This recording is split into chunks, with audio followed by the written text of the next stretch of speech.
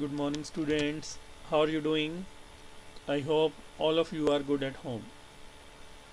Students, today we will discuss about stock register and various formatting features, how we can format cells, rows, and columns in our table. So, here you can see I have a record here serial number, stock item, stock. We can change it to initial stock. Initial stock. Initial stock. Next we have stock in, stock used, and closing stock. So you can see here the text is running out of the cell. Okay, so what we can do, we can increase the width of the cells. So this can be done number of ways. The first method is to select the column. You can see here the text is running out of the cell. So this is because the length of the text is greater than the width of the cell. So for this, first of all, we will select the entire column. Just select the alphabet number to select the column. Put your cursor at the boundary line here. Now you can see the cursor has changed. Now press the left button of the mouse and drag it. So in this way you can increase the width of the column. If you want to increase the width of all columns, the second method is to select the columns. Just left click and drag the mouse to the right click here. Now here you will get the option column width. We can give the value of the width in pixels. For example, I am writing here 30. Okay, so it is a big value, so we will decrease it. We will write here 15. Okay,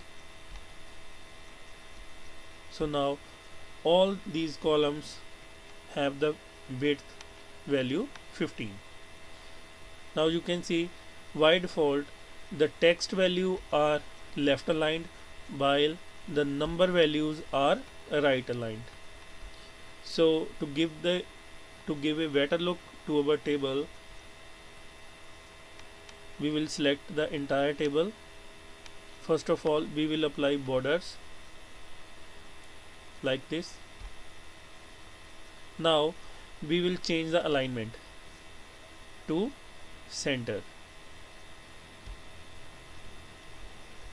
Now we will bold these headings. Okay, now it is looking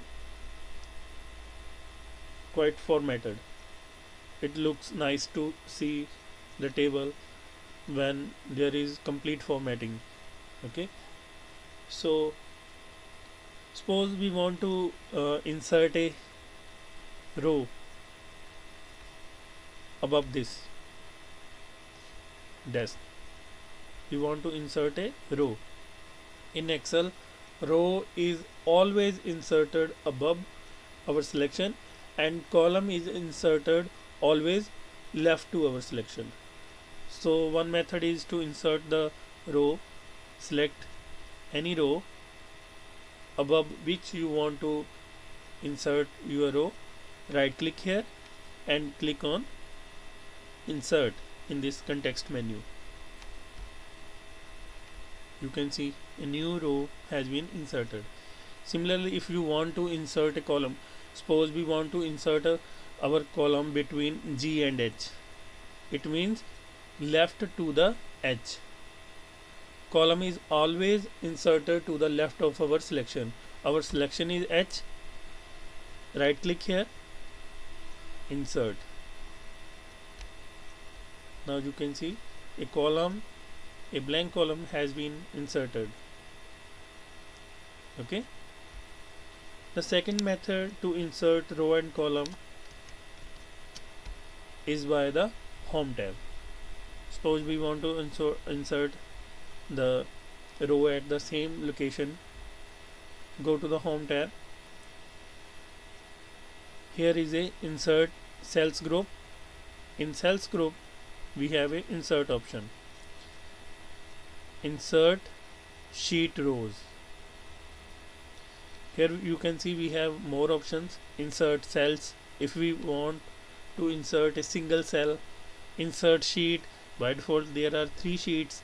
If we want to insert a new sheet, that can be inserted from here, but now we are going to insert only row, so we will select insert sheet rows.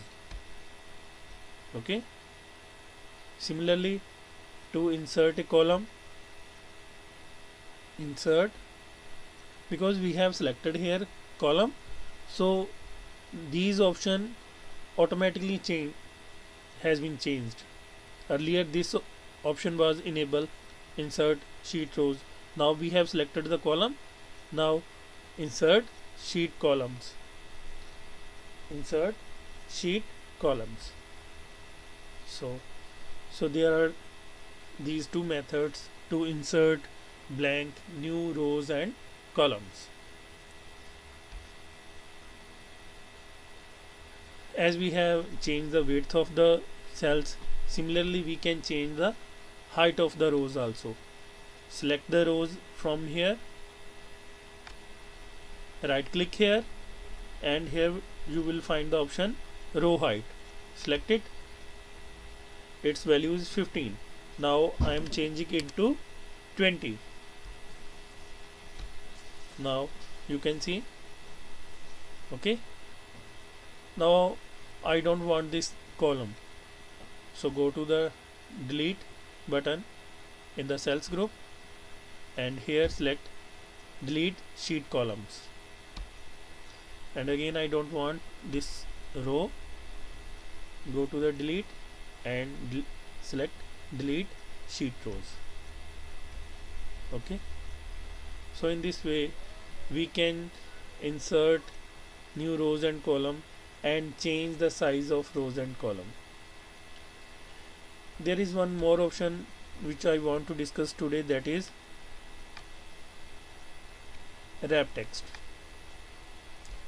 Now if our text is not showing properly in a cell because the size of the cell is or the width of the cell is small, then a option which we can use alternatively in place of width of the cell, that option is wrap text. Select the cell. Students, the next option which we are going to discuss here is wrap text. Suppose I have written here name of the student. Now you can see the text is going out of the cell.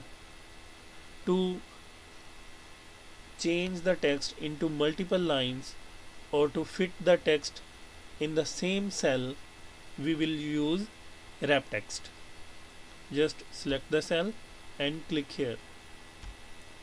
Now you can see the text has been converted into multiple lines so that that text is clearly visible within the same cell. However, the height of the row is increased, but the width of the cell will remain the same, and the entire text will be shown in the cell of the same width.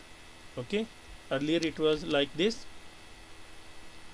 When you click here wrap text, it will be shown like this. Okay. The next point is our stock register about this table. So here you can see we have written some items fan, chair, table, etc.